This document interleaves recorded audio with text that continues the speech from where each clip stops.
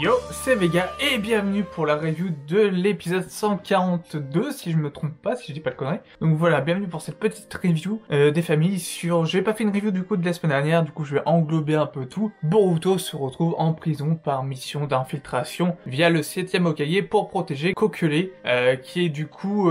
qui faisait partie, il me semble bien, de la bande des Mujina. Donc voilà, ils veulent s'en savoir plus, c'est une mission d'infiltration et ils envoient qui en prison? Boruto et Mitsuki. Ouais. Genre, il n'y avait pas d'autres personnes disponibles, mais ils envoient des genin. Ouais. Surtout vivre en prison, quoi. C'est pas le genre de truc assez simple. Alors voilà, donc pour rencontrer Kokure, Boruto a mangé un sale truc, qui était du coup à l'extérieur, puisque en fait ils ont un entrave de ninjutsu. Tous les prisonniers ne peuvent pas faire de ninjutsu. Et grâce à ça, il a pu du coup rencontrer Kokure et lui a dit que du coup il était là pour le protéger, que c'était une lettre de Konoha.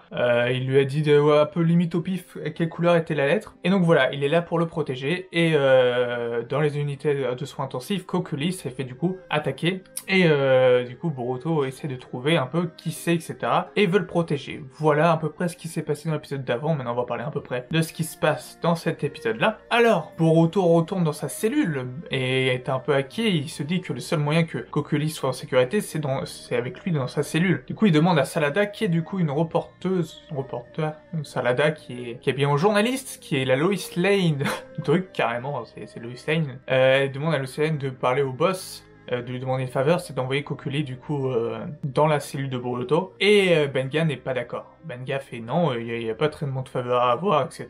Et le chef il acquiesce, quoi. Il fait ok que ça. Puis il a quand même quelques petits problèmes de santé, le chef. Hein, le boss il est pas très en forme. Mais bon, donc voilà, Benga veut pas. Pour ce faire, du coup, Boruto doit trouver une parade pour que du coup trouver un point faible de Benga. Et pour ce faire, du coup, il demande un peu à toutes les personnes qui sont présentes dans l'enceinte, du coup, pendant la période de pause, on va dire de défouloir. Voilà, il y en a qui se tapent sur la gueule, c'est la fête. Ils demandent ça, puis il demande à des criminels. Bon, ils sont tous des criminels, mais il demande à un des criminels. Et il lui dit, d'accord, ok, je veux bien te dévoiler un de tes secrets, mais tout vaut de l'or ici. Il faut que tu me piques la langue du phare. Boruto il fait ok, y a pas de souci. Voilà. Alors c'est vraiment une prison. Alors si un genin arrive à faire ça, je me demande quand même, c'est quoi comme type de prison quand même, hein. Je veux dire, c'est censé être une prison de ninja.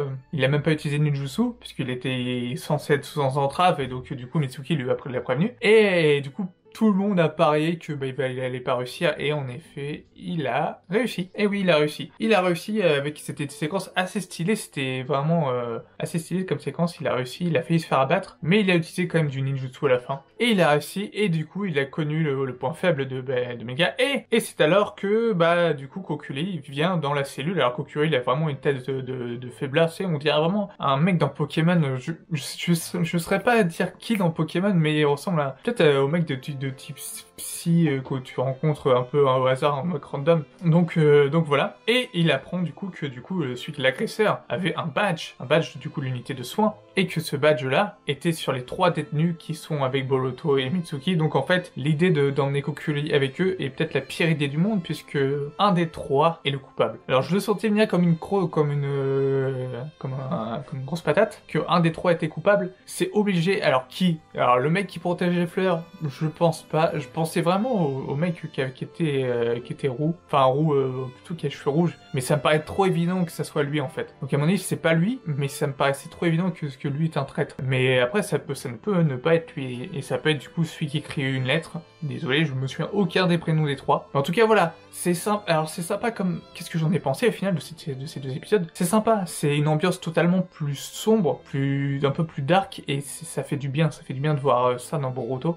Surtout après l'arc d'Urashiki, auquel je voulais pas quitter Naruto. C'était super sympa de voir ces 2 épisodes qui sont des épisodes un peu assez différents, forcément dans une ambiance assez différente, puisqu'on parle d'épisodes pénitentiaires entre guillemets.